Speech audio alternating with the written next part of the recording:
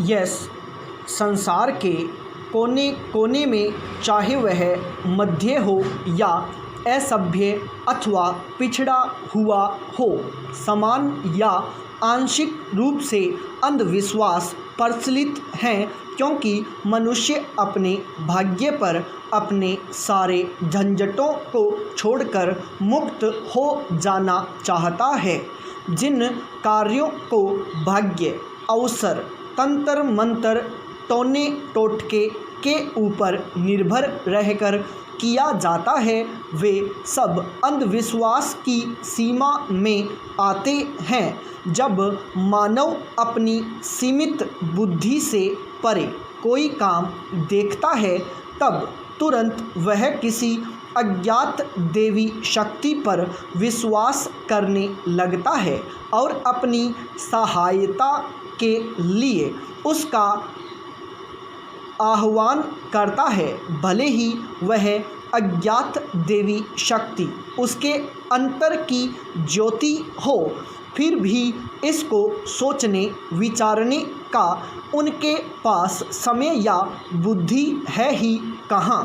सफलता प्राप्त होने पर संपूर्ण श्रेय उसके परिश्रम को न मिलकर उसी अज्ञात शक्ति या भाग्य को दिया जाता है। इस प्रकार विवेक शून्यता और भाग्य विधाता द्वारा पोषण पाकर अंधविश्वास मजबूत होते जाते हैं। जहाँ मूर्खता का साम्राज्य होता है, वहाँ अंधविश्वास की तानाशाही खूब चलती है।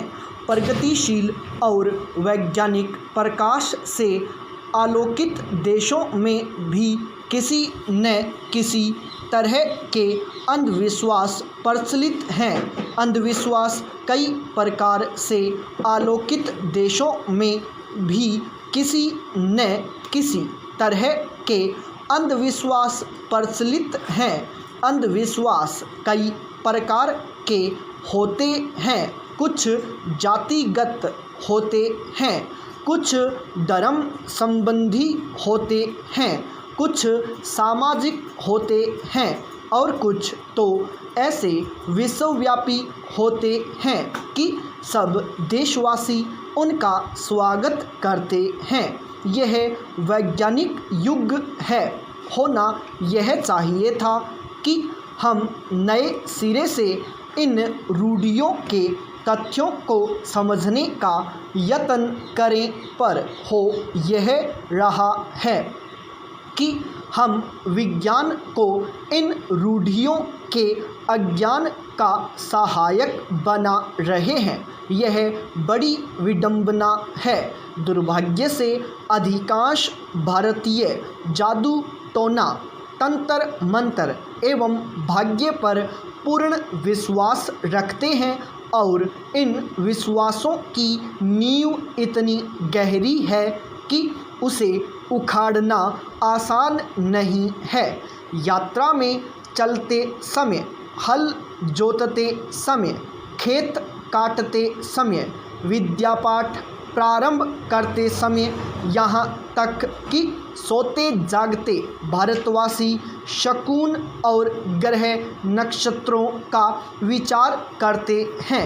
यदि कहीं चलते समय किसी ने जुकाम के कारण छींक दिया, तो वे वहां जाना ही स्थगित कर देते हैं या थोड़ी देर के लिए रुक जाते हैं, क्योंकि छींक के कारण उनके काम सिद्ध होने में बाधा समझी जाती है।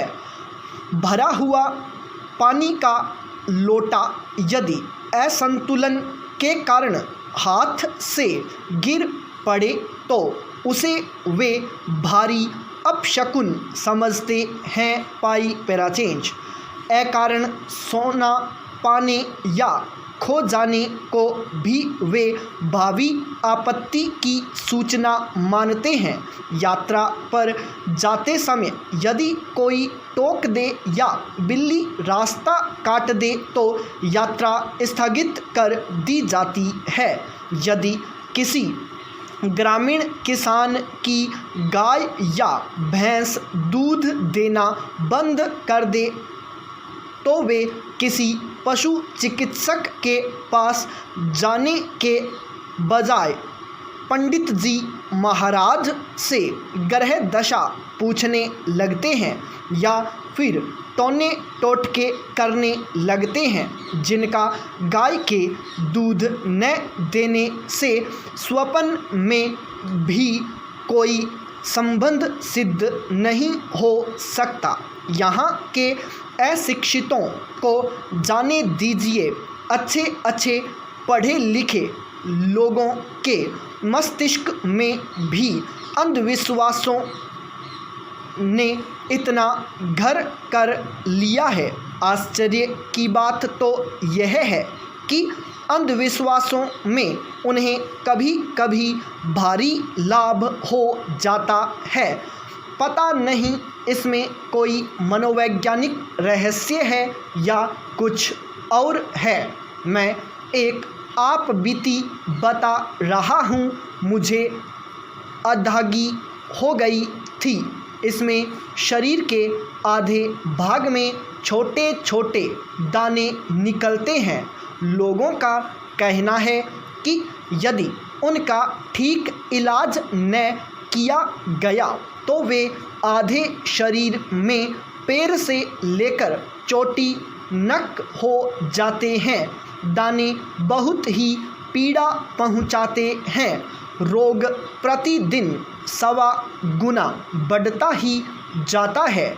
विश्वविद्यालय की डिस्पेंसरी में तथा और भी कई स्थानों पर अच्छे कुशल डॉक्टरों से दवा कराई, किंतु दाने घटने के बजाय बढ़ते ही चले गए। विवश होकर मैं अपने घर चित्रकूट चला गया।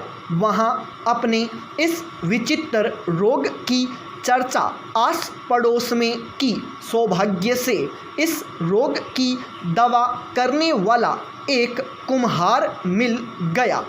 वह केवल जंगल से बीने हुए उपलों की राख से रोग को ठीक करता था। मैं तो इसे एक खिलवाड़ समझता रहा, किंतु आश्चर्य तो तब हुआ जब उसके एक बार राख के लगाने से सारे दाने लाजवंती की तरह लजाकर मुरझा गए। वह राख लगाने के साथ कुछ मंत्र भी पढ़ता जाता था। तर्क का आश्रय लेने पर मैं इस निष्कर्ष पर पहुंचा कि खुले आकाश के नीचे गाय का गोबर जो अपने आप सूख कर उपले के रूप में बदल जाता है, उसी में कुछ न कुछ वैज्ञानिक तथ्य होगा। पता नहीं मैं कहाँ तक सही हूँ। पीलिया रोग की दवा भी बहुत कुछ झाड़ फूंक पर आधारित है और वह आश्चर्यजनक रूप से लाभ पहुंचाती है। हो सकता है इसमें मनोविज्ञान का दृढ़ विश्वास संबंधी तथ्य छुपा हो। कहा भी गया है, आज का युग विज्ञान का युग है। इसमें प्रत्येक बात तर्क की कसौटी पर कसी जाती है। गाय के दूध न देने पर विज्ञानी तुरंत यह विचार करता है कि किन कारणों से इस प्रकार का व्यवधान उपस्थित हुआ है। उन कारणों का पता लगा लेने पर वह दवा द्वारा उन्हें ठीक करने का प्रयत्न करता है। गाय के शरीर में जिन पौष्टिक तत्वों की कमी हो गई है, उन्हें पौष्टिक भोजन और औषधि से पूरा किया जाएगा। स्टॉप।